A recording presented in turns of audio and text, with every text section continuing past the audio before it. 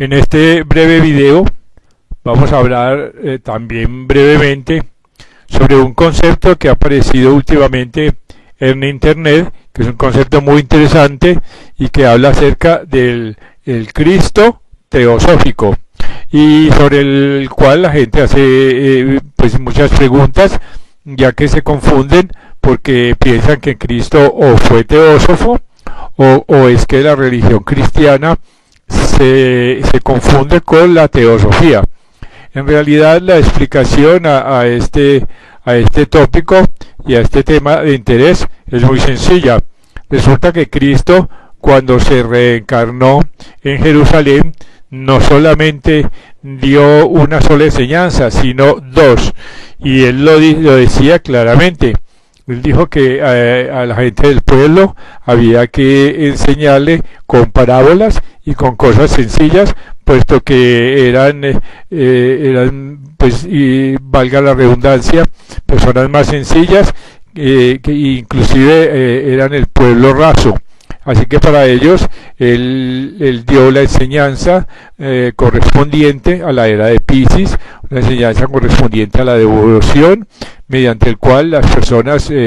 purificaban su cuerpo emocional, y que lo siguen haciendo mediante el uso de la ley del perdón, que es la gran lección y la enseñanza espiritual de la época de Piscis. Pero Cristo no solamente vino a inaugurar y a dar las enseñanzas de esa etapa en la evolución de la conciencia. Cristo también tenía un grupo de iniciados a quienes les dio enseñanzas mucho más profundas, mucho más metafísicas, mucho más filosóficas. Y es más, se dice que, y se sabe a ciencia cierta, que Jesucristo se ha reencarnado varias veces en los últimos 2000 años. Una de esas encarnaciones fue como Ramanuja, que era un famosísimo y sabio filósofo en la India, y otra fue como Apolonio de Tiana en Grecia, donde Cristo instruyó sobre filosofía y sobre conocimientos mucho más profundos de los que se podían dar en esas épocas al pueblo en general. Sin embargo, hoy en día se tiene conciencia de que la gente no es que sea más inteligente que antes, sino que tiene más escolaridad, está más madura emocionalmente, ya terminó la época de Piscis. Entonces se habla de un Cristo de Acuario, un Cristo en el que se pueden ya retomar algunas enseñanzas que van mucho más allá del mea culpa y de la simple devoción para curar y perdonar pecados. Sí, y para poner con un poco más de profundidad o un poco más de claridad, poner en contexto este término para saber qué es lo que es un teósofo, nos vamos a servir de un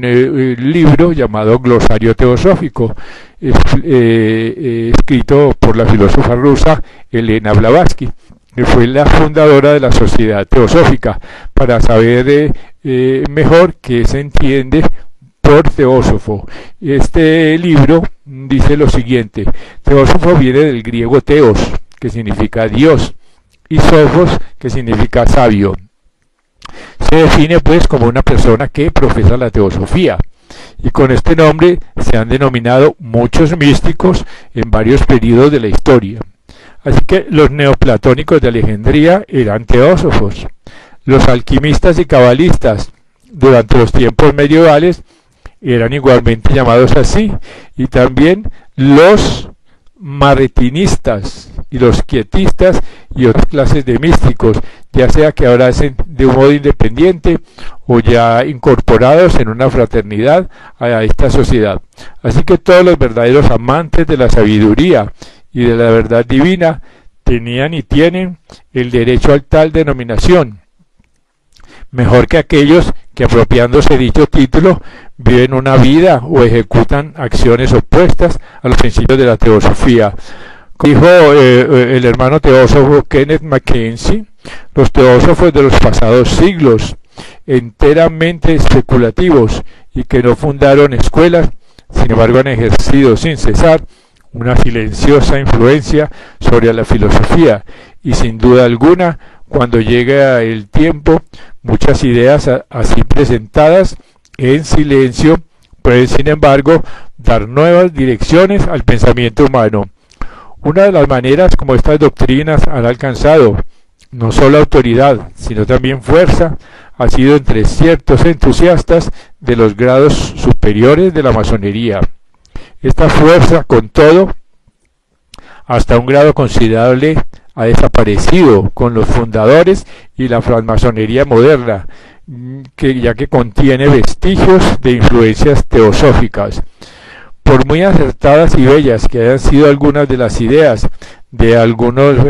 famosos investigadores como Swedenborg, Pernetti, San Martín, Marconis, Ragón, etc.,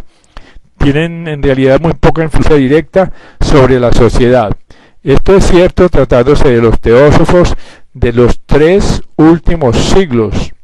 pero no de los posteriores, porque los teósofos de la presente centuria se han hecho sentir ya marcadamente en la literatura moderna y han introducido el deseo y el afán de una filosofía en lugar de la ciega y dogmática fe de otros tiempos entre las porciones más inteligentes de la especie humana. Y aquí pues la diferencia que existe entre la pasada y la moderna teosofía. Hasta hace poco tiempo se usaban indistintamente las voces teosofista y teósofo, pero con preferencia la primera, a pesar de que la palabra inglesa theosophist significa teósofo. A fin de evitar falsas interpretaciones, será conveniente establecer una distinción entre ambos términos. En inglés, las voces theosoph y theosopher y theosophist tienen un mismo significado, mientras que en castellano, según algún diccionario, teosofista significa partidario del teosofismo, o sea, el sistema de ciertos filósofos que querían ver las cosas de una manera sobrenatural, y según Kant, el sistema de los filósofos que creen verlo todo en Dios, mientras que por teósofo se entiende en realidad el que profesa la teosofía. Así que esta última palabra, por lo tanto, es la que debe usarse en la inmensa mayoría de los casos para traducir la voz teosofista. Así que este es una pequeña explicación sobre el por qué se identifica las enseñanzas teosóficas con Jesucristo, y es que como se sabe y como se ha visto, todas las ideas cristianas tienen orígenes muy antiguos en filosofías más antiguas como son las filosofías teosóficas orientales.